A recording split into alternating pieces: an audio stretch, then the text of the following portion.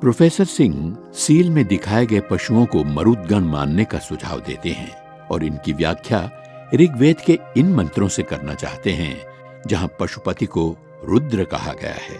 पहले मंडल का 64वां सूक्त है।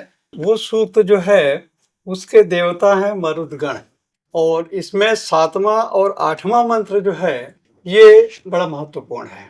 मोहनजोदारो के पशुपत मुद्रा में जितने भी जानवरों का जिक्र किया गया है वहां पर वे सब के सब उनके नाम इकट्ठा यहाँ पर आ जाते हैं। मरुदगणों को यहाँ जो संदर्भित किया गया है, परिचय उनका दिया गया है, रुद्र के पुत्र हैं। रुद्रस्य पुत्रा है, रुद्रस्य वीरा है, रुद्रस्य सूनव है, ये शब्द शुरू के मंत्रों में आ चुके हैं। ऐसी स्थिति में मरुदगण जो इसके देवता हैं उनका रुद्र के साथ बहुत ही निकट संबंध स्थापित हो जाता है। रुद्र पिता हों और ये मरुदगण जो हैं उनके पुत्र हों। इन मरुदगणों को बाद में 7वें और 8वें मंत्र में रूपायित किया गया है पशुओं के द्वारा, और वे मंत्र हैं महिषासो माइनस चित्र भानवो गिरयो न स्वतवसो रघुष्यदः मृगायु हस्तिन खादथा वना यदारुणीषु तविशीरयुग्ध्वं सिंहायु नानदति प्रचेतसः पिशायु सुपिशो विश्ववेदसः क्षपो जिन्वन्तः प्रसृतिभिरिष्टिभिः समित सबाधः शवसा ही मन्यवः।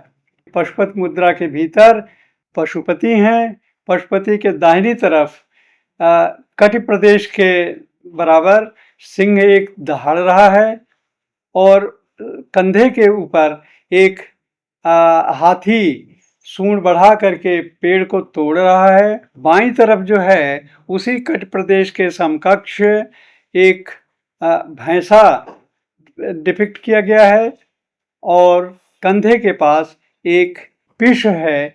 पिश माने गैंडा, और जिस सीट पर पशुपति को बैठाया गया है उस सीट के नीचे 2 हिरणों की तस्वीर है जिनकी सींगें जो हैं एक दूसरे से मिल रही हैं। इस तरह की शेप वहां पर आती है। इसका मतलब कि वे दोनों हिरण जो हैं भिन्न भिन्न दिशाओं में खींच रहे हैं। एक इधर खींच करके ले जाना चाहता है, एक इधर खींच करके ले जाना चाहता है। शेर जो है, सिंह जो है, बाघ जो है उनके ऊपर दहाड़ रहा है। उन्हें हर तरह से अपने ध्यान से चाटने के लिए कोशिश कर रहा है। हाथी अपनी पूरी विभीषिका के साथ पेड़ को तोड़ रहा है। वो भी किसी न किसी तरह का उनके ध्यान में बाधा करना चाहता है। भैंसा जो है वो अपना शरीर, अपना बल, पौरुष दिखा रहा है। जिस तरह से भैंसे टेढ़े होते हैं क्रोध की स्थिति में, वो दिखा रहा है। वही हालत गैंडे की है।